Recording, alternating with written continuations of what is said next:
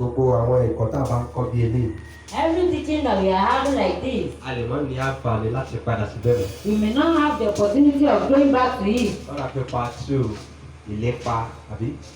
It's the part Cast 2 your care. of Beware of the care of this world. ṣọ́ra fún àníyàn ayé yìí àti ìtọ́jú láti ọ̀rọ̀. part 2 rẹ̀ la wò lónìí. We are looking at the part 2. nínú part 2 yẹn In that part 2, wọ́n ti bá wa sọ ọ̀pọ̀lọpọ̀ ọ̀rọ̀. they speak a lot to us. mo fẹ́ sáré mú àwọn kókó bíi méjì I kí n want sọ̀rọ̀ us díẹ̀ lé to lórí. touch 2 points and elaborate on it. memory verse 1 sọ pé cast your care upon him for he cares for you. Àkóso Olúwa sọ pé ká kó àníyàn wa lé nítorí pé ẹ máa kó gbogbo àníyàn yín lé nítorí ó ṣe ìtọ́jú yín. Praise the Lord. Hallelujah. ẹ bá wo Matthew 6:19-22 tàkà. If you look at the book of Matthew that we read, Matthew 6 from 19-22. Matthew 6:19-22, ó sọ̀rọ̀ níbẹ̀. he speaks there. ká má ṣe àníyàn ohun tá a jẹ tàbí ohun tá a mú. He said we shouldn't look for what to eat or what we shouldn't bother ourselves with what to eat or what to clothe with. pẹ̀lú introduction ẹ̀kọ́ yẹn But from the introduction of the teaching, wọ́n jẹ́ ká mọ̀ wípé it made us to understand that a gbọ́dọ̀ a ní kì í ṣe ẹ̀ṣẹ̀ ká ní ìlépa. it's not that it's a bad thing for us to have ambition, ọ̀ká má jẹ́ kí ìlépa wa kó gba Ọlọ́run lọ́wọ́ wa. but we should not allow our ambition to take away God from us. wọ́n á béèrè pé báwo ni ìlépa ṣe lè gba Ọlọ́run lọ́wọ́ wa. And I ask the question that how can our ambition take God away from us? ìyẹn gan mo fẹ́ ṣàlàyé lé lórí. That's what I want to expatiate on. báwo la ṣe lè manage career or pursuit wa with our Christianity. How can we manage our career with our Christianity? báwo la ṣe kì í ṣẹ̀ṣẹ̀ láti ní ìlépa. It's not a sin for us to have an ambition. báwo la ṣe fẹ́ balance ìlépa wa àti ìgbáyé Christian wa. But how do we balance our ambition and our Christian life? Praise the Lord. Hallelujah. torí bá a ti jókòó yìí As we are seated, kò sẹ́ni tí ò ní ìlépa. there is nobody without ambition here. kì í dẹ̀ ṣẹ̀ṣẹ̀ And it's not a sin. tí ìlépa ìbá ṣẹ̀ṣẹ̀. If ambition is not a yẹ sin, báwo la ṣe lè fẹ́ balance méjèèjì tí kan ò ní pàkan la. then how do we balance the two and one will not hurt each other? number one tí mo fẹ́ ká mọ̀ ní wípé The number one is pursuit wa our pursuit. ìlépa wa Our pursuit. gbogbo nǹkan ló ní ìgbẹ̀yìn. Everything has an end. bíbélì ti sọ wípé And the Bible says, òpin nǹkan sàn ju ìbẹ̀rẹ̀ rẹ̀ lọ. the end of a thing is better than the beginning thereof. tá a bá ní ìlépa tá a achieve ìlépa wa yẹn If we are able to achieve our pursuit, nǹkan kan ni yóò gbẹ̀yìn ẹ̀. something will end it. bẹ́ẹ̀ gẹ́gẹ́ ìlépa wa nínú Ọlọ́run náà So ìdí ayé also, Kristẹni ìrìn our àjò Ọlọ́run Christian náà life, our journey to heaven, ibì kan náà ni yóò yọrí sí. it should also end in a place. méjèèjì ló ní èrè The two has reward. méjèèjì ló ní ibi tí yóò parí sí. The two has an ending. náà ká tó lè wá wò ó yẹ ká wé òpin méjèèjì síra wọn. Then we should be able to weigh the two to each other. ìlépa mi tí mò ń lépa ẹ̀ My pursuit, tí n bá pàpà tọwọ́ mi bá pàpà tẹ̀ if eventually I get to the end, kí ni yóò ṣe inú ayé mi. what will be the impact in my life? kí ni òpin rẹ̀. What will be the end? ìrìn àjò Kristẹni ìrìn àjò tí mò ń bọ́ lọ́rùn rí yìí náà. This Christian life that I'm working with God, kí ni òpin rẹ̀. what will be the end? ẹ̀kọ́ tá a kọ́ níjẹ̀jọ́ The teaching we had last week ọjà àwọn ìbéèrè yẹn. answered those questions. ẹ̀kọ́ ìjẹ́jọ́ sọ fún wa wípé Our last week topic said that ká má tẹ̀lé jẹ. let's not deceive us. kò sọ ohun tá a mú wá sáyé. There is nothing that will bring to this world, kò dẹ̀ sí ohun tá a mú lọ. and there is nothing that will take out of the world. Praise the Lord. Hallelujah. ó túmọ̀ sí pé gbogbo ìlépa wa nínú ayé It shows that all of our pursuit in this world, it end here. ó dúró sí orí ayé. ayé yìí náà ló ṣe kí ni ló pin sí. It ends here. now nǹkan tí mo fẹ́ ká mọ̀ ni wípé What I want us to understand is bí this: gbogbo ìlépa wa bá pin nínú ayé if all our pursuits mo end fẹ́ here kó o in múra earth, rẹ lédè bó o ṣe jókòó. ask yourself as you are sitting, ṣé ìrìn àjò tó ń rìn yìí this journey that you have embarked upon gẹ́gẹ́ bí ènìyàn as a person, ṣé inú ayé ló pin sí. did it end here in this world? ìlépa rẹ pin sínú ayé. Your pursuit end here in wọ this ìrìn world, àjò ìwọ gẹ́gẹ́ ò pin sínú ayé. but your journey did not end in this world. tí mo sọ yìí wa I hope you understand what I'm saying. ìrìn àjò ìlépa wa inú ayé ìdópin. Your journey ends in this world. ok mo fẹ́ kọ́lé. You want to build a house. mo fẹ́ di gbajúgbajà olóṣèlú. I want to be a popular politician. mo fẹ́ di professor. I want to become a professor. mo fẹ́ jẹ́ ìránṣẹ́ náà tí gbogbo ayé ó mọ̀ káàkiri. I want to be a great servant of mo fẹ́ kí God. òkìkí mi ó kàn. I want to be popular. mo fẹ́ jẹ́ dókítà náà ayé. I want to be a doctor in mo this fẹ́ jẹ́ world. ẹnjìníà. I want to be an mo fẹ́ engineer. kì í sí ẹ̀ṣẹ̀. All these are not sin. ó di ẹ̀ṣẹ̀ It becomes sin nígbà tí ó bá gba ẹ̀kú òwájú ọlọ́run. when He takes you away from ó God. di ẹ̀ṣẹ̀ It becomes a sin nígbà tí gbogbo àwọn nǹkan yẹn tó bá kó lẹ́kàn tí òjò ráyè fún ọlọ́run mọ́. when you have all these things in your world, in your life, and you didn't allow God to have space. ó di ẹ̀ṣẹ̀ It becomes a sin nígbà tó bá gba ààyè ọlọ́run nínú ọkàn rẹ̀. when you take the space of God in your heart. mo tẹ̀lé kó mọ̀ pé gbogbo tó fẹ́ dà láyé. And I want you to understand that everything I want to become on ayé earth, yìí náà ló mọ̀. it ends here on earth. alákọ̀ ẹ̀yin wà ní academician ẹ̀yin. I know you are an academician. ṣé ẹ ti rí professor tó kú rí Have you seen a professor that died, tí ọmọ ẹ lo certificate ẹ̀? that the child used the certificate? so possible. Is it possible? ó túmọ̀ sí pé being a professor end at a great side. Ó túmọ̀ sí wípé tó bá jẹ́ ọ̀mọ̀wé inú sàárè ni ó mọ. ẹ̀sà ìgbà tí Yar'Adua kú wọ́n fi àkọ́bí ẹ̀ sórí ìtẹ́. When Yar'Adua died, did they put his son as ọmọ ẹ̀yìn ẹ̀rí president? ti dúró yẹ. Did the son inherit the throne? ìgbà tí Abacha kú When Abacha died, wọ́n ò tí ì sin. they have not even buried him. ẹlága yẹn gbọ́dọ̀ sófo They said that seat must not be empty. ẹlòmíì ti dé rẹ̀. Somebody was put in place. Commander-in-Chief of Armed Force end at the grave side. Tó bá jẹ́ olórí ajagun ní òkè pẹ̀, ó parí sínú sàárè. Whatever you are in this world, whatever your pursuit, Ohunkóhun tí ó jẹ́ ìlépa rẹ nínú ayé yìí, whatever your goal, gbogbo tó jẹ́ ìlépa rẹ, it all ends in 6 feet. ó parí sínú ẹsẹ̀ mẹ́fà. But mind you, Ṣùgbọ́n rántí, you yourself, ìwọ fúnra rẹ, you are not end. Your journey is not yet ìrìn end. rẹ kò pín sínú sàárè. The journey continues. Ìrìn náà tẹ̀síwájú. That journey end here on earth. Ó parí nítòótọ́ láyé ń bí, But it continues in eternity. ṣùgbọ́n ó tẹ̀síwájú sí ọ̀run. So it kò ní make sense. It won't make any sense. Tí o bá jẹ́ kí ìrìn àjò kó ìlépa tó wà limited It won't make sense for you to let your limited pursuit kó lọ spoil eternity ẹ̀. to spoil your eternity. Inú mi lẹ́nu sẹ́kọ̀ọ́ yẹn ó tún mẹ́nu bá akẹ́kọ̀ọ́ bẹ̀. I like that topic because it does something. Kí ló tún mẹ́nu bá? What else does it say? Tó ìṣúra rẹ̀ jọ. It said, set your treasure Síbo? in Sí o. heaven. Praise the Lord. Hallelujah. Ẹ dákun, ẹ jẹ́ bí ilé rẹ̀. Let me ask you a question. If you have like 50 million in GT Bank, Tẹ́ bá ní bíi mílíọ̀nù àádọ́ta nínú ilé ìfowópamọ́ GTB, má parọ́, don't lie. gbogbo ibi tó bá lọ, Everywhere you go, kó lọ́kẹ́ wà. where will your mind be? Tọ́ba ní báńkì kan problem pẹ́rẹ́. If they say the bank has a problem, Èwo lọ́wọ́ sọ béèrè? Ẹ dákun sí which one will you first ask? You ask, I hope it's not GTB, Torí pé bí tí ìṣúra ẹ bá yìí. because that's where your treasure is.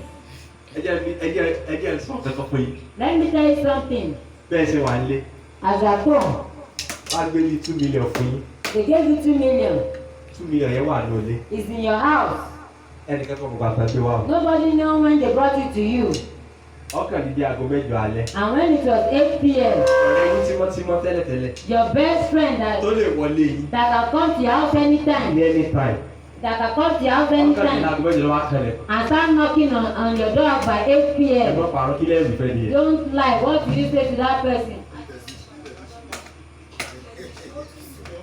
Bẹ́ẹ̀ bá tẹ́lẹ̀tẹ́lẹ̀ ẹ̀ dáhùn pé ta ni o. Before you ask that who is there, Ọ̀ tó ní 2 million ti mẹ́rin lé. but because of the 2 million that you have, Ta ni yẹn? you say who is that? Ariwo lè mọ̀ pa You start shouting. ẹrù kò ń yẹ lótírìsì wá ní You kọ́mọ pé think they are ó there sì because of the money. bọ́ọ̀bù ní ìṣúra yìí wà. Where is the mind? Tí o bá ní lose focus, If you won't lose your focus, àfi tó o bá ń to ìṣúra ìjọ sọ̀rọ̀ ní ọkàn rí òní kú mẹ́. it's only when you have your treasure in heaven that's when your mind will not tó o bá ti be there. labour in the kingdom tó o mọ̀ wípé o ti ṣiṣẹ́ o ní láti gba èrè síbì kan ọkàn rẹ yóò wà mẹ́. If you have labor in the kingdom and you know your reward is in heaven, your mind will be there. ẹ̀yin wọlé ti ra góòdì rí.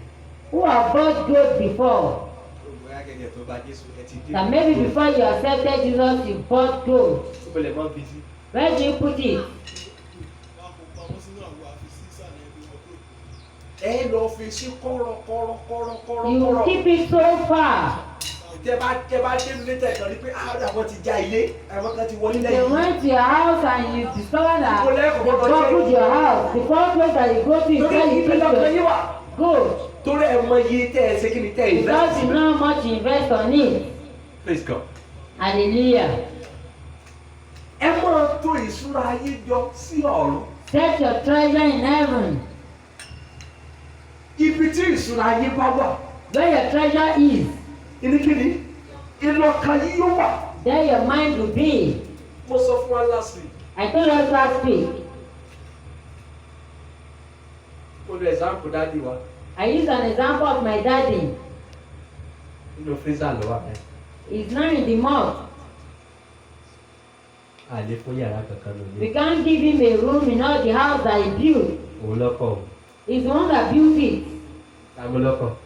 He built it. òun lọ́kọ̀ kẹ́ o. He built his house. ọbàjọ tí Solomon sọ pé asán nínú asán. That's why someone said vanity upon vanity. tá a bá wò pé ìrìn àjò wa ò hẹ́ ìdìbò ayé. If you know that our journey did not end here on earth, bíbélì sọ pé nínú ìwé sábọ̀lù ó ní gbogbo ọjọ́ ayé wa ó dàbí àlá tí à ń rọ́. he said all the days of our life is just like a dream that we tell. ìṣẹ́jú mélòó ni ẹ̀mí rà là. How many minutes will it take for you to tell a dream? nígbà ẹnìkan ní èjì oníwà tẹ bàbá yìí dàgbà. He said that this father is my daddy is very tọ́lá old. máa play gbogbo ìrìn àjò ẹ̀fìn ní 110 yẹn. If they play the journey of that 110 journey for ní him, ìtálítì tọ́lá máa play fídíò ẹ̀ fún. if they are playing the video unto him, o lè wojú 1 minute lọ. he won't even watch it up to 1 minute. gbogbo tó ṣe láàrin 110 years wọ́n á fi 1 minute play rẹ̀. They will play it for him within a minute. ẹ ti rọra di júbà ìdí kẹ́kọ̀ọ́ lọ́dún ìsìnpáyà. Have you closed the eyes before you go into a trance? ìsìnpáyà yẹn lè mọ́ ju ìṣẹ́jú méjì. The trance may not be even more than 2 minutes. ẹ ti rí nǹkan bíi 3 hours. You will have seen things like 3 hours. gbogbo ọjọ́ ayé wa bí àlá tá a rọ ni. It's just like a dream that we tell. anybody tó bá ti yájú ẹ̀ tó kú báyìí. Once someone died, yóò mọ̀ pé there are a lot of reality after death. you will understand so many realities. mo sọ pé bàbá Kéyẹlé fún wa ní òní. I tell us the story of Baba Akinyele, bàbá tó jí tó délé ẹ̀ lọ́rùn tó lórí ẹyọ ọ̀gẹ̀dẹ̀ kan tó jẹ́ tán ní the kò sí man who jẹun. saw just one banana in his house, tí bàbá yẹn padà jí that he woke up back. ó lọ ta gbogbo tó ní pátápátá. He sold everything that he had. ó kò lọ sọ́ọ̀sì pé ẹjẹ́ rí nǹkan dé bá. He said, please let me make something there. àwọn yẹn ní bó ti wù ká pẹ́ láyé tó. He said, no matter how long we spend on earth, ọlọ́run jù bẹ́ẹ̀ lọ. we will spend more on heaven. sà máa kí ni ìwọ náà fi ránṣẹ́ sí ilé. What are you sending home? are you sending anything? Ṣé òun fi nǹkan kan ránṣẹ́ bí? ẹgẹ́ ẹ̀sán tó fún wa lónìí. Let me tell us the truth here. o lè mọ́ lọ́rọ̀ láyé. You may not be well done on ó earth. possible dáadáa. It's very possible. bóyá lówó dandan ni. o lè lè pọ́sù ìtẹ́láyé kan ọmọ tọ́wọ́ ẹ̀ You may chase your pursuit on earth and not achieve bọ́ọ̀ it. kankan tí ò ṣe yẹ. But one thing that you can't avoid, you will go one day. pé ìjọ kan ò lọ. ògbé kò sẹ́ tó lóògbé sí. There is nobody that can charm it. má wulẹ̀ bẹ̀ má jẹ kúkú ọdẹ rú bẹ̀ pa á lọ́jọ́ kan. Don't let that scare you. You will die one day. àbíọ́ nìyẹn. èpè kan àbúkọ wọn ni mo sábà ní. I came, ń lọ and it's a month I will ìrìn go. àjò ló wà ó padà lé dandan. Your journey, you go back home. but the problem is this. Ṣùgbọ́n ìṣòro tó wà lẹ́yìn yìí, bóòlù ṣe ń prepare how are you preparing? ẹni tó lọ sí UK. The person went to UK. bó ṣe lè dòdòdò tó. There is no how sweet it a is. mọ̀ pé wọ́n padà sílé lọ́jọ́ kan. You will know that you will return home one tó lọ́dẹ̀ day. tí ń rántí pé òun lọ lé. If you remember that he's going home, kí mo fẹ́ dé bá.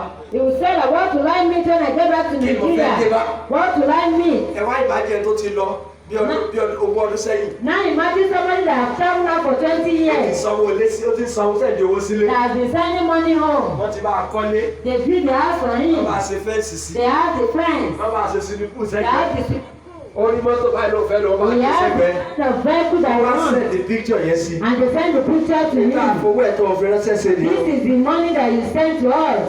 Ẹ dákun, inú ẹ̀ ò nílò láti padà rí. Won't you be happy of returning home? Ẹ̀sùn tó inú ẹ̀ ò nílò. Won't you be happy? Bẹ́ẹ̀ tí ọmọ mi tí ó dé sí. But the person that didn't have a place that will Bọ́lá ti stay, ń pé bíi 60 years, á mọ̀ pé bíi 60 years yẹ kó o sì ṣe padà sí 30 years. if it's like 60 years, you'll be thinking that you should return to like 30 years. Ìkọ̀dẹ̀ ṣe é ṣe. And it's not possible. Tó bá ti sọ báyìí, Once you sleep, tó jí. that you wake up, Ọjọ́ ayé wa -1. is deducting a day. Every day we are closing to the eternity. Ní ojoojúmọ́ là ń súnmọ́ ìjọba We are ọ̀run. moving close to the eternity. À ń súnmọ́ Tí ilẹ̀ bá tún ti sú lónìí, as it's getting dark. ọjọ́ kan tún ti dín. A day is Kí subtracted. ló fi ránṣẹ́ dé? What have you sent home? Ẹlòmíì ẹ́stéètì ló ní láyé. Some people have estates here on earth. Tó bá ṣèṣì dọ̀rọ̀, And when they get to heaven, ilẹ̀ tán allocate fún toríjọ́ tó bá ti gba Jésù ni wọ́n ti allocate portion tiẹ̀ náà fún because any day you accepted Jesus, they will allocate your own land to Ilẹ̀ you. tán allocate fún inú gbólóṣù àwọn ẹ̀tí kó wọ́n ti ẹ̀tí ìsìnkẹ́ tán bẹ̀. There are some places that they've not even cleared. You may be rich here or that. Ó ṣeé ṣe kó o jẹ́ ọlọ́rọ̀ láyé, Be very poor kó o sì jẹ́ tó tòṣì in the kingdom of God. ní ìjọba ọ̀run. Ọlọ́rọ̀ ló Bíbélì. Written in the Bible. Bíbélì sọ pé wọ́n jẹ àdídùn He lójoojúmọ́. said he eats fatness every day. Wọ́n gbà tó dé eternity. But when he got to eternity, Nígbà tí reality after death hàn sí when gbangba. the reality was shown to him, Béèrè kan wá fi ìka sínú omi. he was asking for a finger dipped in Tí water. bá fi ìka mi sínú omi, If I dip my finger in the water tí mo now yọ jáde. and I bring it out, Tó bá kan sí yẹn láhán, if they put it on your tongue, ṣé yẹn tán ògbẹ? will you quench your thirst? Ìdákùn tí ògbẹ bá gbẹ̀yìn dáadáa. If you are so thirsty, A bottle of water sọ́nà tó yẹ. can a bottle of water quench your thirst? Ọlọ́rọ̀ tí ń jẹ dídùn lójoojúmọ́. The person every Ó day ń bẹ̀bí omi náà. was asking for water there. Ó burú débi pé wọ́n fún. It was so worse that they couldn't give him. Kò fi nǹkan kan ránṣẹ́. He didn't send anything there. Kí mo ní òsè? He didn't send anything Kí there. ni ìwọ náà fi ránṣẹ́? What are you sending home? A kingdom responsibility is tight. Your kingdom responsibility is ìdámẹ́wàá. Ìdámẹ́wàá yìí ṣe bọ́ ọba fẹ́. Túláàsì ni fún ọmọ náà. Your tithe is a must as a child of God. Bọ́ọ̀sán wọn gbà lọ́wọ́ ẹ̀. If you didn't pay it, they will collect it from Ó you. lè jẹ́ pé You can't eat it. ẹ̀yin náà tó jẹ́ olóró mẹ́rin tí ò ní tú ẹlẹ́yin dàbẹ́. Have you seen the person who is divided with the meat? Ó lè jí gbé. You can't steal it. Whether you pay it willingly or you pay it by force. Yálà o san pẹ̀lú ìrọ̀rùn tàbí o fipá san. Ó wù mí kọ́. It's not Nígbà tó me. máa tẹ́ mi lọ́rùn kọ́. It's not when I have the It is chance. what you have to pay. O gbúdọ̀ san. Your offering is important. Ọrẹ rẹ ṣe pàtàkì. Ọ̀rọ̀ pé mo fẹ́ kọ́. It's not that I like. You pay it. O gbúdọ̀ san. Níbi kan náà bẹ́ẹ̀ ni wọ́n sọ àná bó ló sì lè tu òṣùrọ̀ ajé sọ̀rọ̀. They were asking her, how can you set your treasure in heaven? Àbí wọ́n sọ fún wọn. Ẹ sáré bá ẹyọ kan náà bá ká Matthew 19:21. Let's look at the book of Matthew 19 Jésù sọ verse wọ́n sọ 21. fárákùnrin kan mẹ́. Matthew 19:21. Jesus said to him, if you want to be perfect, go sell what you have and give it to the poor, and you have treasure in heaven, and come and follow me. Bó ló ṣe ní yóò ní sùn àlọ́run? Tààtọ̀ ò ní. Kó ṣe kí ni? Ohun tí bàbá Akínyẹlé ṣe nìyẹn. He sold what he had. Ó ta gbogbo nǹkan tó ní Ló fẹ́ rí ìkàdé bá. because he wanted to meet something there. Tó bá jẹ́ pé bá a ti pẹ́ láyé tó á pẹ́ lọ́rùn jù bẹ́ẹ̀ lọ, wáyé tó ọmọ prepare fún bẹ́ẹ̀. Why not prepare for heaven when you know that you spend longer time Ẹni there? tó kọ́lé. You have someone that built the house. Gbogbo ojú ayé ẹ̀kọ́. He built house with all his life, Ojú ẹ̀ nílé ṣe jóná. and the house burnt in his eyes. Ọba tán. That's all. Ara ẹ̀ tó ní ọrọ̀. You see somebody is wealthy, Àìsàn ẹyọ kan dẹ̀ pọ̀ ní. and just one sickness befalling him, Ilé ọlá dẹ̀ dá ọrọ̀. and everything was ruined, Ọba tán. and that's the Èmi end. ló ṣe ní ẹ̀fọ́ tó jọ sáyé. And that's why he's saying that don't sell it here and Kòkòrò there, àti ìpáàrà mọ́ ń bàjẹ́. because moth will destroy it, Àwọn olè sì máa ń rúlẹ̀ wọ́n á sì jalè. and robbers will steal it. Èèyàn ti ra mọ́tò rí tí ń gbé bọ̀ láti ibi tó ti tẹ́lẹ̀ gbà We've lọ́wọ́. seen somebody who bought a vehicle, and from the point I was bringing it from and was robbed. Ọlọ́run ò ní jẹ́.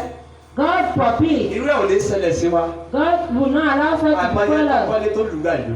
There are so many people that build house and they later Tó padà spoil it sẹ́ni tí ń rẹ̀tì yàrá. and they are renting a room. Kòkòrò ń bàjẹ́ o lè rólẹ̀. Ẹni tí kàn á kò sí tó oní tó sùn ọ̀nà ayé. Kò sóhun tó lè ṣẹlẹ̀, there is nothing that Ẹ goes on this sí ọ̀run. world. Try it Ibi in tí ò heaven sí kòkòrò. where there is no Tí ò mouth sí ìpáàrà. and there is no Tí ò lè jalè mẹ́. and thieves do not steal. Ó ní ẹ fi ọ̀rọ̀ yín pamọ́ síbi tó sú ọ̀jù. He says, store it where it is sure. Jésù ní lọ ta agbon tó ní lọ fún àwọn aláìní. Jesus said, so that you have and give it to the poor. Èèyàn mélòó ló ti fíìdì ní ọdún tó dé yìí? How many people have you feed this month? Èèyàn mélòó? This year, how many people? Kò sí tó sẹ́rọ̀ ẹ̀ kó o ṣe ráìsì abọ́ kan. It doesn't cost anything to cook rice. Kó o gbé lọ sọ́dọ̀ àwọn bárà kó o pè fún wọn. And you give it to the blind and the lame. Ọ̀tọ̀ bá ń gbé abáríran kú sí wa. It's until they tell you a prophecy that somebody is about to die. Ikú àìtọ́jọ́. Untimely death o. Ẹ lọ sí oúnjẹ kẹgbẹ́ fádébárà. Go and give food to the poor. Ìyẹn ọ̀sán ní láìláńlá. That's when you start running. You don't want to die. When is it that you will not die? Kí ló dá ẹ̀kọ́ náà ní ìkankan? It doesn't cost you anything. It doesn't cost you to invite people kó o pé àwọn eléyìí ó dàgbé kiri tí oúnjẹ lọ bá wọn lè jọ jẹ. It doesn't cost you anything to cook and invite people to come and eat with you. Let's go. Hallelujah. Wọ́n tó ìṣúra ẹjọ́ sọ̀rọ̀. Set your treasure in heaven. Wọ́n tó ìṣúra ẹjọ́ sọ̀rọ̀. Set your treasure in heaven. Téèyàn bá mọ̀ pé òun lọ ìrìn àjò, ìyẹn máa ń pèsè fún rí àjò. If you know you are going for a journey, then you prepare for it. Àbó òní lọ ilé. Or won't you go? Ní sẹ́ ẹ̀ lọ ilé mọ́. Won't you go? Ayé yìí gan oṣù yìí. Sáyé yìí oṣù ẹ̀yìn tì í. Pé àjò láyé yìí ọrùn ilé wa. Àbíjọba náà abẹ́ ẹ̀fẹ́ lọ. Oníkálukú ti ń nájà. Akẹ́ ń lọ́jà ní ọjà ó tù ú. Àkókò ń lọ, ilẹ̀ ń ṣú o. Ilẹ̀ bá ti ṣú dandan ní ká lè lé o. Àjò láyé yìí ọ̀run. Ẹ̀gbọ́n ẹ̀jẹ̀ sọ kínní kan fún yín. Kò sẹ́ni tí ó sàn kún bì. Let me tell you, there is nobody that will tell you here. Start preparing now. Máa gbáradì nísinsìnyí. Mo sọ ní ìjẹ̀jọ́. I told us last week, Tó o bá kọ́ estate if you build an estate, lórí bí tó kọ́. ògo fún Ọlọ́run. Wọ́n á ní kọ́lẹ̀ fún Ọlọ́run kó o kọ́ estate. They will write it down that you built an estate. Kò yàrá kan tó o fi tọrẹ fún yàn kó o ní kọ́ mọ̀ sọ tó But fi the pàṣẹ room díẹ̀. that you give to someone to be living inside, Wọ́n kọ́lẹ̀ fún wọn. they will write it down for you. Ẹ sẹ́rí mọ́ tó sọ́ra jọ sọ́run ipa méjì ló wà. Set your treasure in heaven has two ways. Dìmọ́ tó ń tó sọ́run yẹn. The more you set it in heaven, Dìmọ́ ni wọ́n á máa fi kún sí fún ọ nínú the ayé. more they will add to you here on Dìmọ́ earth. tó ń ta sọ́ọ̀lẹ̀ sọ́run. The more you are transferring to Dìmọ́ rẹ̀ heaven, ni wàá máa ní sí bí. the more you have here on earth. Ìwọ ló wá ní kòkò jù bẹ́ẹ̀. Which one has more blessing? Praise God. Hallelujah. Gbogbo àwọn bàbá àbátẹ́ criticize lónìí. All those ones that you are criticizing Ẹ now, láwájá ní jẹ́ẹ̀tì kan, ó ní jẹ́ẹ̀tì mẹ́ta. our daddy has 3 jets. Why are you criticizing them? Kí ló dé tó ṣe ń fọ̀rọ̀ tẹ́lẹ̀ wọn? Why? Where were you nígbà tí wọ́n ń ta mọ́tò wọn tán fi ṣèyìn rí tán fẹsẹ̀ rí? Ibo ló wà nígbà tí wọ́n ta ọkọ̀ wọn tí wọ́n fi ń fẹsẹ̀ rìn? Where were you nígbà tí lómi ilẹ̀ jẹ gbèsè nítorí sí Ọlọ́run? Where were you when they were owing debt just because they want to set up the You think ministry? God will not pay them back? O rò pé Ọlọ́run ní sọ fún wọn ni? Where were you when they are feeding widows? Tí wọ́n announce. Nígbà ibo ló wà nígbà tí wọ́n ń bọ́ àwọn opó tí wọn kò sọ nínú ìjọ? Christmas lọ gbó mélòó ló fún ní abọ́ ráìsì kan? How many widows did he give a plate of rice? When those people when they are labour, when they are sowing seed, where are you? Níbo ló wà nígbà tí wọ́n ń ṣiṣẹ́? Ẹjọ́ kan àbọ̀ ìdẹ́ kò sọ pé ẹjọ́ kan wá sí ìyàwó òun lọ. And one day our father Oyedepo was saying that one day he was going with his wife. Jíìpù ẹyọ kan táwọn ní. He said the only jeep that they had, Ó lọ sọ fún ìyàwó àwọn. he told the wife, Ó gbọ́ òun Olúwa o. I heard the voice of God. Olúwa ló nílò jíìpù. God said he needed this jeep. Ìyàwó ní tó bá ti ní ìdí ẹ̀ ó ní ìdí ẹ̀ náà ní. He said, the wife said once he need it, he need it. Wọ́n ti so jíìpù síta. And they sold the jeep out. Olúwa sọ fún òun pé And God told him that, ọmọ son, tó bá tiẹ̀ pinnu pé òun lọ́rọ̀ mọ́ ó ti late. even if he said that you don't want to be wealthy, it's late. Why are you criticizing those people? Kí ló dé tó ṣe wá fẹnu tẹ́ wọn? fóònù ẹyọ kan lásán ó lè sacrifice ọwá. You can't sell one phone that you have and work with God with it. You are not criticizing the men of God. What are you criticizing them for? Ọlọ́run ká mọ̀ ṣe tàn ní Ọlọ́run yìí ṣènìyàn. God is not a man. Kì í jẹ̀yàn gbé. He won't take it from you and not return it back to you. Lọ́pọ̀ àwọn tán ní ọ̀rọ̀. Go and check those that are wealthy. Lọ wádìí wọn dáadáa. Go and check them. Wà á rí báwọn tán sacrifice. You see that they are the people that sacrifice. Àwọn èdè kò sọ. Baba Yedepo. Nígbà tó wọn fẹ́ ra jẹ́ẹ̀tì àkọ́kọ́. He said when he wanted to buy his first jet. Wọ́n lè wà lórí ọ̀tá ni. He said he was on the altar. Mo ń gbọ́ olúwa kó táwọn kó fà láti ní jet. He said it's time for them to have a jet. And then if you want to be part of that project, just move to that hall. He said if you want to be part of the project, move to Okay, the hall. church, I will see move to bed. And the people moved to the hall. And people see donate when they are jet. And everybody donated and they had the jet. Ẹ dákun sọ ọlùfọ́ wa dẹ̀ ọgbà yẹn. Did he use a charm or scam them? Go and ask about them. Ẹ lọ bèrè nípa wọn. I'm about God is blessing them. You think God is just blessing Ẹ rò pé Ọlọ́run kọ́ dédé bùkún wọn. Ọlọ́run èso ojú ṣáájú. God is not hypocrite. If you are copy, if you can do what they are doing, you will be blessed too. Tí o bá ṣe ohun tí wọ́n ṣe, wọ́n náà wà dá lábùkún. Àṣírí kan ni wọ́n rí inú ọ̀rọ̀ Ọlọ́run. They have the secret in the word of God. What they are blessed on here or that. Ni wọ́n ṣe dá lábùkún fún láyé. If they finally make heaven, Tí wọ́n bá dé ọ̀run, their reward. wọ́n ó tún gba èrè wọn. Let's go. Hallelujah. Ẹ tó súnra yín jọ síbẹ̀ pé májíìkì ò sí níbẹ̀. There is no magic there. Ẹjọ́ kan mo sọ, God àwọn èèyàn lọ, connection náà wà láàrin wọn. Why can't you provoke that connection? Why can't you provoke the connection? Ọlọ́run ló ń connect èèyàn. It's God that connect people.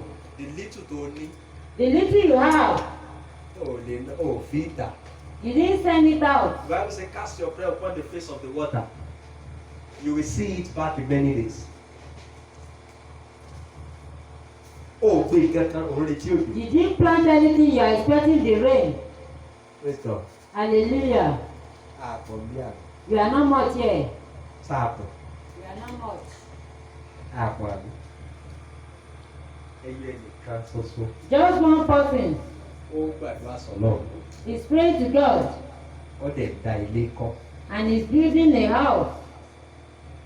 For more than 2 years now, Láti bí ọdún méjì báyìí, we couldn't lay a block here. a kò gbé òkúta ní ilé orí ara wọn. Ẹ̀gbọ́n parọ́. Ọlọ́run burú sí wa tó bẹ́ẹ̀. Is God so much to us like that? Torí wípé ọkàn wa ò sí bẹ́ẹ̀. It's because our mind is not there. That is the truth. Ọ̀tọ́ ọmọ sọ fún yín. When there is a will, there will be a way. Ọkàn wa ò sí kí ni? When your mind is there, they will do it. We don't see it as pé kíní nǹkan Ọlọ́run. A ò rí bí nǹkan Ọlọ́run. Ọjọ́ tí n bá kó ilẹ̀ ṣọ́ọ̀ṣì wa, lè rókọ Pọ́ọ̀lù bẹ́ẹ̀. If you see the plan of this church, you can't find my name there. Ìjọba fẹ́ ya plan ẹ̀ tí mo bóyá wà ní mọ́tò. Ẹ rókọ Pọ́ọ̀lù bẹ́ẹ̀. You see my name there. Tí Ọlọ́run bá ní àwọn ìpalẹ̀ ẹrù ẹ mọ́. If God say pack your things, Ó ní fẹ́ lónìí. you are leaving Ife today. Gbogbo tẹ́ owó yóò dẹ̀mí lójú àgbo yìí. All these things that I have no value to me, I will leave. Ẹnìkan kan ò lè dé kó ló fẹ́ kọ́ lé gbígbé síbí lọ́la. Táyé ò fẹ́ parẹ́ ṣọ́ọ̀ṣì bíbí ṣọ́ọ̀ṣì náà sì. This place will forever be a church. Praise God. Hallelujah. Ẹ̀sìn já wa náà tó ìṣúra wa jọ sọ̀rọ̀. Why not let us set our treasure in heaven? Praise God. Hallelujah. Mo lọ sí orúkọ lọ́jọ́ Friday lọ́jọ́ Thursday. I went to a vigil on Thursday, Olúwa ní and God said, iṣẹ́ kan ṣoṣo just one work tí mo fẹ́ kó o ṣe ń bí lónìí. that I want you to do here. Bó o bá pe àdúrà 30 mi ò sí mbẹ̀.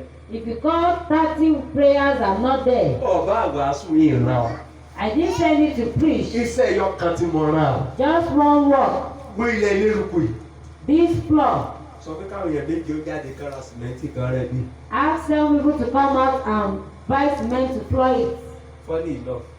Funny enough, Wọ́n ní kí wọ́n á pray sí offering. they asked me to come and pray on the offering. Ẹ̀dá kò sọ fún mi lákòókò. Did they give me time? Mo tiẹ̀ ti orúkọ Jésù Olúwa ní.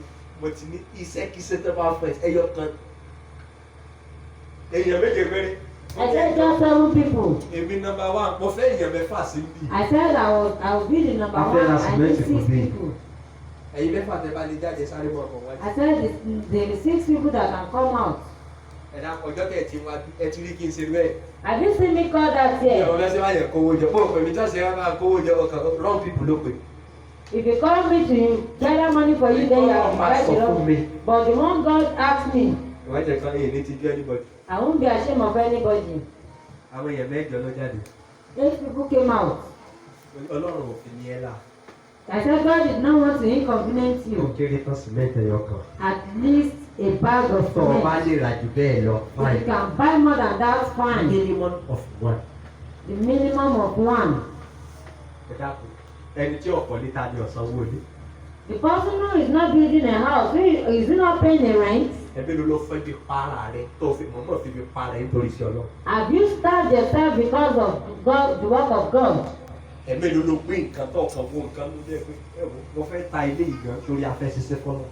How many times have you thought, no, I need to sell this thing just because I want to work for Àdúrà God? ọ̀rọ̀ yẹn tó bá ṣe tó bá pè ní wà ká.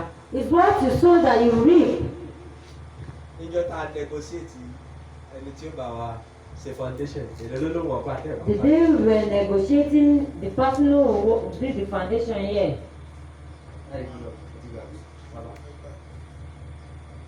ẹ ti gbàgbé ọkàn wa ò sí bẹ́ẹ̀. Ọkàn wa ò sí bẹ́ẹ̀. Èmi ò gbàgbé tọ́lá ara ibìkan tó kàn mí wà ní Olúwa mo sá bẹ̀ ní olówó ọkọ̀ 150 àsọ sí 80,000.